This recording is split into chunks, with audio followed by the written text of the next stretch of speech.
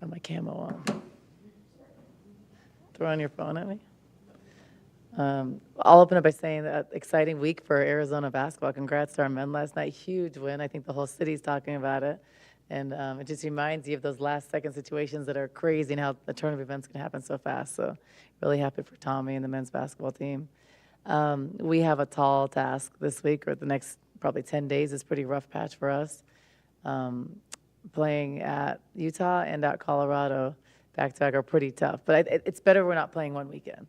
But to go there, that's a big game for us. And the last couple of years, what we always think about that mountain trip, the altitude and all of that, hasn't really bothered you. But this year you have this younger team. What do you think how do you think they're going to react to all of that? Well, I think it's just the altitude and also it's a hard place to play. They have a lot of success there, but they also have a high octane offense. With that runs, and it's pretty athletic, and they're a really good team. I think they lost some games because McQueen was out, and she's a vital part of their team. But they're really good. They move the ball really fast. They're hard to guard. They make you pay for mistakes. Their actions are really tough to guard, and they kind of picked us apart in Tucson. We had a hard time scoring against them, so we have to make some tweaks. We have to get better at some things and play a lot better to have a chance to win there. As far as how's Lauren? She's good. She'll be back for this game. She's actually back now. But obviously last game it hurt not having her, but we shot the ball pretty well because other people stepped up. Jaw's back in the swing of things. I think Isis and Bray are playing at a high level.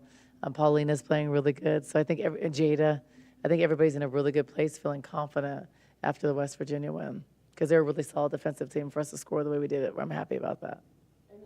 Jada, I know off and on she wears that boot. That's just precautionary stuff, or what's up with that? Yeah, so just a banged up foot. It's like one of those nagging injuries you've had all season that, like her and Sky, you're just going to kind of maintain. It's kind of like Lauren, your shoulder's sore. If you really get hit, you're going to probably brace it a little bit. So I think it's just the February or approaching February, bumps and bruises throughout the season. It was funny because yesterday we were going to practice, but a lot of people were out or really tired. So I was like, well, we might as well not practice, and we just went to a restaurant to eat, so they were happy as ever. Whenever they can miss practice, they're always happy. But we're in a good place. I think we're feeling good. Our offense is clicking. I think defensively we've done some good things. So I think we're in a good place and happy. But now we got to do that on the road. How important do you think was not only beating a top-ranked team, but also beating them without your shooter to give everybody confidence for the next couple of games? Yeah, it was a really important win without being full strength, and especially the way that Lauren's been playing lately. So I did have a concern knowing we're going to be zone pressed, knowing we're going to face the zone, and not having our best shooter that's really shooting the ball really well right now. So that was a concern. It was kind of like, ooh, how are we, especially when they came out in the zone, it was like, this could be a long night. But we shot the ball well. I think Jada and Paulina, Mylene, the whole team stepped up, and we ran some pretty good offense. So I was happy with the way we responded, and I think we'll just be even better bringing Lauren back because she can be like the zone buster sometimes. And we hadn't traditionally shot the ball well from the three-point line as a team. So yeah, I'm glad we were able to win without her. But she's important. We got to get her back confident, feeling good, especially for the next 2 out of 3 road games. So it's a tough stretch for us. And your guards obviously have picked up their play since your challenge to them. We've seen a lot of different things from Jada and from Paulina. Jada has more assists now. Yes. Even Less in the turnovers. last 3 games, she's averaging more assists. And Paulina's been a little bit more aggressive even on offense. What are you seeing in both of those players? I think that they both just want to win, and I think they're both selfless and willing to set aside some things or do things that they're uncomfortable doing. I think Paulina is getting her in the right space with confidence, and she was attacking some really athletic guards and playing at a really high level. So proud of her, and then shooting the ball well. But she's been pretty consistent for us, but she stepped up when we needed it. I think she also understands as a more veteran player that we weren't going to have Lauren, so she knows she's one of our best shooters too. So her hitting those shots was essential for us to win. And then I think that Jada is understanding she's got to really get the team involved and set up the team and not hold the ball. And a lot of that's not her fault. I think a lot of how we get stagnant at the end of shot clocks was because, like, she had also the mentality to not be afraid to take some of those shots. So some of that was twofold. I think some people weren't as comfortable. She was comfortable. So, but then I think also just knowing she doesn't have to do that, and we're running more offensively. And I think it's just it's taken a lot of pressure off of her. And she's doing a good job of running us, vocal on the court, which she's always has been, but really taking pride in like setting her teammates up and understanding to get them the ball when they're hot. And I saw her do that a lot with Paulina, and even Mylene. Like, Paulina's hit one, then she'd drive and kick it to her. And those are things that she's young, and I think you understand that. You watch more film, you watch how the season progresses, and you watch how your team plays, and I think that's a growth process. So she's grown a lot this year, because I think a month ago she wasn't doing that as much. And I think her teammates are responding, playing well. I think their chemistry's been good, so I think it's all positive. And Mylene, bringing her in and like having Jada off the ball sometimes, just how important has Mylene's progression been to everyone else's success? Extremely important. So if you remember 2 months ago, Mylene was like a walking turnover. Like, Mylene was turning the ball over in the first possessions of the games when she was at the point guard. And I think she's just gotten better. She's understanding how to pass the ball. Like, she's playing against a lot more athleticism than she did in the past. And she's made that adjustment. And most players, it takes over a year to do that. And she's playing a lot of minutes. She's been in and out of a starting role. I think she understands the importance. I think that's given her confidence. And it enables us to move Jade off the ball. Now, for a while, we were putting Mylene as a point guard, but then she was turning it over too much, so then we moved her from the point guard position. So to be able to play her at the 3, 2, and 1 is important for us, because sometimes it's purely the time on the court and the numbers of minutes. Like, it's hard for Jada to be, like, pressing, running the team for like 37 minutes. So I've been trying to also put down her minutes a little bit, but sometimes it's hard. Sometimes I try, but then I look, I'm like, oh, she still played 34, because she's our true point guard. And a lot of times we needed Paulina for shooting, especially when Lauren's out. So that takes her away from being the one. So I think it's just not having a lot of depth in that position. We need another point guard. And we need to be able to, you always need 3 that can play the 1. I think, but putting Mylene in and out, and but then I also like Mylene at the wing because she's a phenomenal rebounder. So there's like, I think we do need more depth in that position, but I think Paulina has done a great job stepping up. I think Jada has been willing to play on and off the ball, which is good, and she's shooting the ball better now, so she can. So I think all of those things play into us playing better.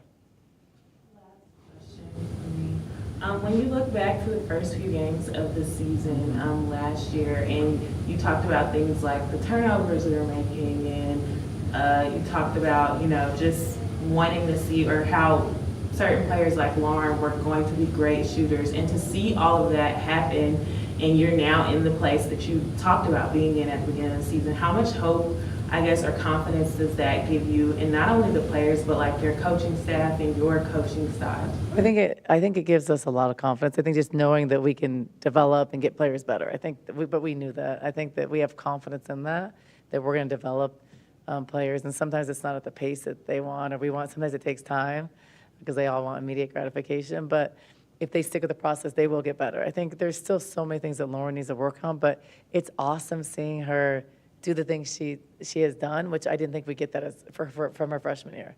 She's also had injuries, been in and out. Like, here's an example. She gets a concussion, she's out. So every time she's like playing really well, she gets like a step back. But that's a part of the process. And learning how to deal with that's the journey. And I think that even makes her better for later. And then getting her just a little bit more resilience and tougher, that's also the process too. So I think big picture, I love Lauren, want to coach her for a long time. I want to coach her for my whole career here, or her eligibility. And I think she can be really special. And I think she can be a really good defensive player too. But most shooters always have just been shooters. They haven't taken their pride in defense. But she's also has a mid-range game. So I think you're going to see her get better and better and better, like Helena. But she's a natural gifted shooter and scorer. But getting her in tip-top shape, getting her to learn the game a little bit more, and I think those are little things that we can do. So it's been fun to watch her develop. Yeah. So I just want to ask you about Brea. She's still picking up fouls, but it seems later in the game, so she's not having to sit out in that, whole second quarter. Yeah. So, I mean, what do you have to do to make sure that happens, that you could still have her through that second quarter so you don't have those dips there? Yeah, well, she's gotten so much better. It's funny because now she's like turning into this defensive stopper. So I think she has more pride in that. Like she was not like that last year. It was really like poor defensively. But I think it's overall confidence. She's having so much success on one end, feeling good. She's worked really hard in the offseason. She's worked really hard to get stronger, worked on her footwork. And I think she's seeing the fruit of her labor, so then you get more confident. Before, she would never be able to play the defense she has against these top offensive players. So that's been fun to see. I think she still has the little letdowns when she's tired, but I can read it more too. Like if she's getting really tired, I need to pull her for a second because that's when a stupid foul's coming. But she's in such a better mental space of having confidence in the things she's doing and not getting down on herself. Or if we go to a certain type of pick and roll, she's not like, oof. She used to be like nervous about it. I think she's just more confident in it. So I think that leads to what a lot of her success is, offensively and defensively. And then people are talking about it. Like I challenged the guards. I said, well, the post players have been holding it down the last 3 or 4 games. They've played against better post players, and they've done a good job. So now it's kind of switched. We're playing against these teams that have better guards, or more guard-oriented, not better guards, but more guard. Or West Virginia is like scoring on the 1, 2, and 3 position. So now the guards have to step up, and they did. So now Utah, same thing. They're really good guards. They have good post players too, but better guards. So the guards have to step up. And it's a team thing, but I think for everybody taking pride in that. And I think that's what Paulina and Jada and Mylene stepped up to. And Sky, we're not talking about Sky.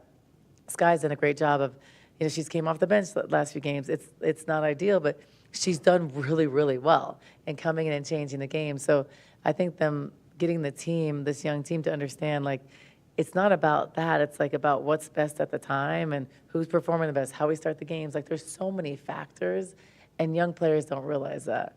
And sometimes, like think about Helena. She was a sixth woman for years, but she was awesome because she could come in and change the game. And so I think that stuff doesn't matter, and they're all in a good place and playing at a high level. So I just want to continue to figure out how to keep that going. What have you been working on, or what are you working on this week? Because I know there are little things every week. Yeah, like when I looked back at the Utah game from last game, just working on some things defensively, I felt like we didn't do well.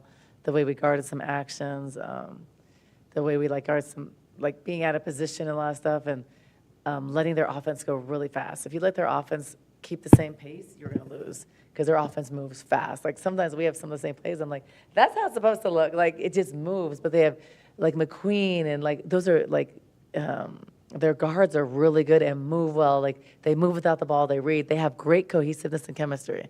And that's why it's hard to play against teams that have fifth year seniors because they've been playing together for a long time. And you could tell with the way their offense flows. So we have to be able to cut the timing and spacing on things. And we got to be able to shoot the ball well because they kind of play the pack line. It's all packed in, and so we couldn't score. And I think that we're playing better offense now, so we have to keep that going and figuring out how to do that. And then defensively, just have to be solid there, rebounding, and their handoffs and stuff are really hard to guard. You go under, they shoot behind it. You go over, they turn the corner because it comes fast. So just have to make some adjustments in that and slow the ball down. So in Utah.